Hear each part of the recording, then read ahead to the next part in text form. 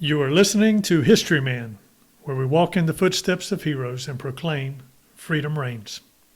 On today's episode, we're back with Tray Dunaway, Dr.Tray Dunaway. We're going to talk about infectious diseases during the Revolutionary War, specifically smallpox. Tray, welcome. Thank you, Eric. Happy to be here today. Tray, we were talking prior to this episode about some of the current events that are going on in the world. Since March of 2020, we've had an outbreak of COVID-19, and that seems to be dragging on. I saw a quote from Bill Gates the other day saying this is going to be around for another year or so. So sometimes I just don't know what the truth is on this infectious disease that seems to be out there. And I know there's a lot of anxiety in the communities and around the world. It's not just a isolated event here. This is a worldwide event, and I don't want to date our episode too much, but it draws me back to the Revolutionary War. This is not new in the whole scope of the world history, but because we focus on the Revolutionary War, you were uniquely positioned to talk about these the epidemic in the Revolutionary War and some of the issues that they dealt with there. So love to hear from you about those.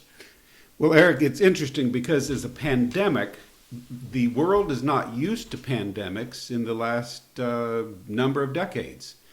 That's not to say we haven't had pandemics in the past. Well, from a standpoint of pandemics, if you listen to the news, this is just a horrific pandemic that we're going through right now. In the whole scope of things, is it the most horrific that we've had? Oh, it's a drop in the bucket, comparatively. Coronavirus is a fairly common virus. This is a new strain, and people haven't been exposed to it, and they are going to get sick, and they're going to die, and it is infectious, but so have all the pandemics in history. But this is far from the worst pandemic history has known. So I was talking to you a little bit about a couple of articles and notations that I found in some history books, and I want to touch base with some of those for our readers to give us a kind of backdrop. In Parker's book, Jack Parker wrote a book, Parker's Guide to the Revolutionary War in South Carolina. And in his book, he talked about a gentleman, a loyalist officer, Captain Robert Harrison, who had a brother that was a Major John Harrison, who worked with the British or were commissioned by the British as loyalist officers. Anyway, Captain Robert Harrison had the smallpox and was sick in bed in Antioch, South Carolina, which is in the eastern portion of Kershaw County, just east of Camden. And a Patriot scouting party learned the location of the house where he was recovering, and they broke in and killed him while he was in bed recovering from the smallpox. So in today's parlance, that would be counted as a smallpox death. It's as if you had COVID and you got run over by a truck, that does count as a COVID death. So that would actually count as if we use the same standards we're using today in the 18th century, that would clearly count as a smallpox death. Well, tell us a little bit about how smallpox differs from the other infectious diseases that we see throughout the world.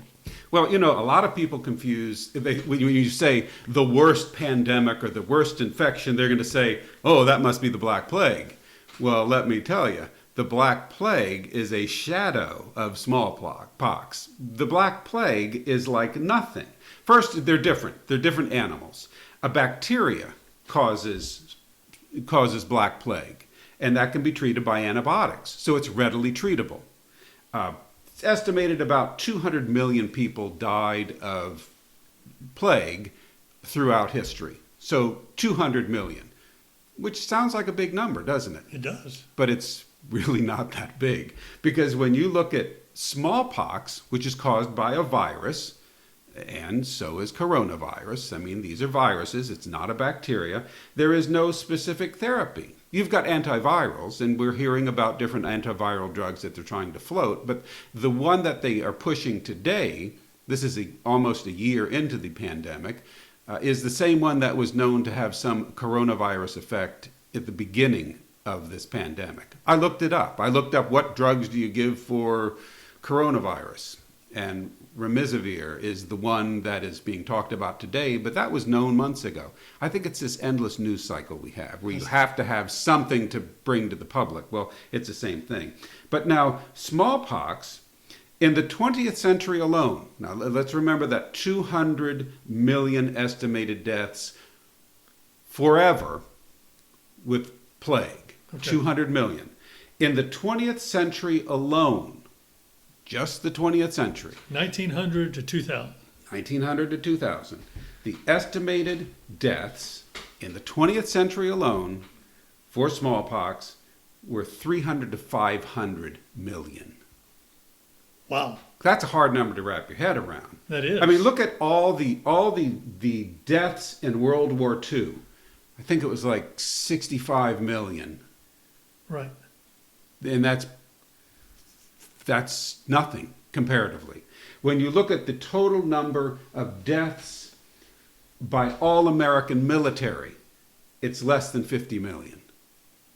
So when you look at, just in the 20th century, 300 to 500 million deaths from smallpox, it gives you an idea of the scope and the mortality of this horrific disease. How did it spread?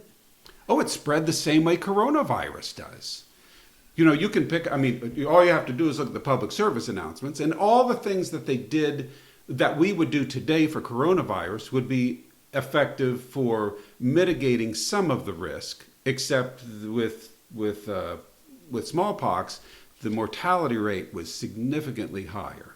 But it spread two ways. It can be spread through a respiratory transmission, okay, which means the smallpox virus goes directly into the lungs of another human. So this is from coughing or sneezing or talking or not being 6 feet away, not wearing a mask. So all the standards that we're doing now to prevent coronavirus, to mitigate coronavirus, are no different than mitigating smallpox, except the mortality rate's a lot higher with smallpox. So once a smallpox virus finds its way into your lungs, it's like the happy hunting ground for smallpox virus. It just goes berserk and it becomes systemic very rapidly.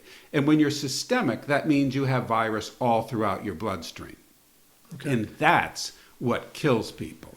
Well, in a camp-like atmosphere, that must have decimated armies. Especially in the winter when it's cold, everyone's crammed together, and we're seeing this if depending on who you're reading in the media circles, this is still part of the first wave, or maybe this is the second wave. Or I read one thing the other day that said we are currently in the third wave of coronavirus.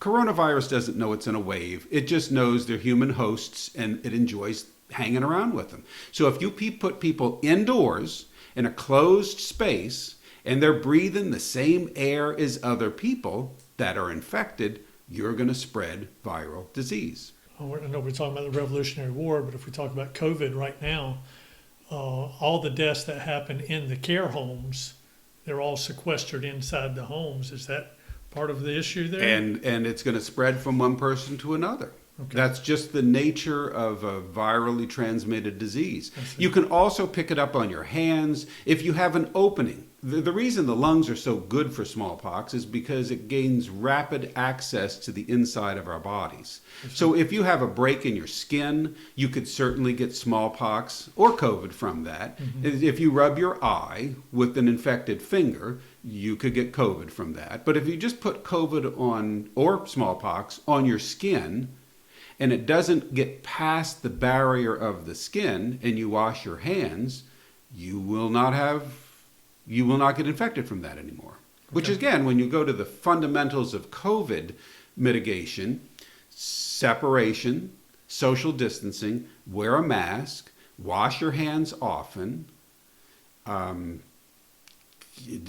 hang around indoors any longer than you have to be. Those would be effective for smallpox then as it is for COVID today.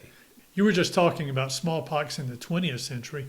Obviously, we're talking about the Revolutionary War here.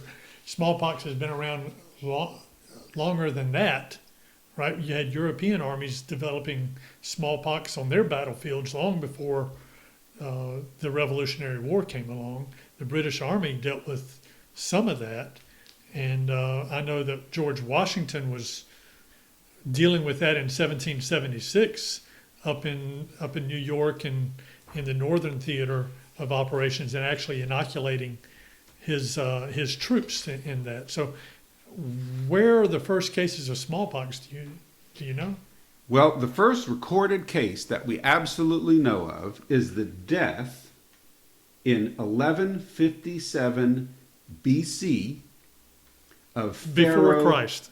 Before Christ. This is Pharaoh Ramses V. Really? So ancient Egyptian texts that have been examined demonstrate smallpox was available in ancient Egypt. So again, think 300 to 500 million people in the 20th century, alone deaths. When you put that as a global death count from smallpox, the numbers must just be mind-boggling.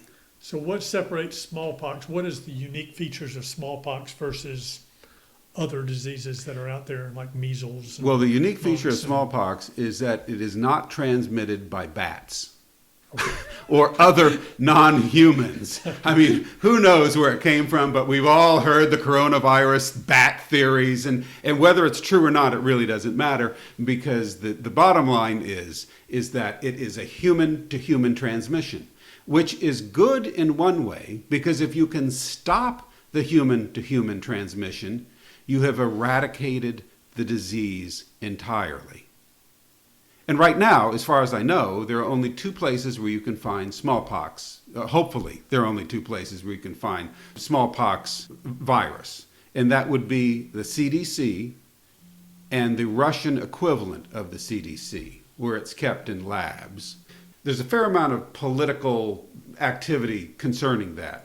If you're looking at it from a scientific basis, you will want to keep it around so you can study it, because, there's always a research PhD paper that has to be published on some aspect of smallpox.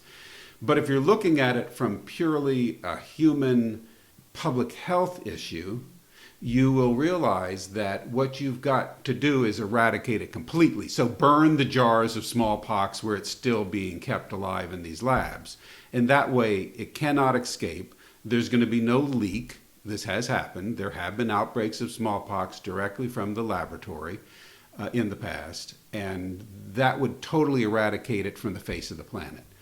That would be my vote.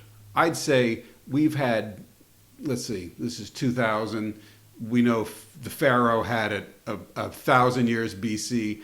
That gave us 3,000 years to hang out with the smallpox virus, and I think that's long enough. I think whatever scientific studies can be done on smallpox, which is not a current factor in disease, I think it's time to put that one to bed and say, let's study coronavirus for at least 5 years and figure out how to mitigate that and destroy it.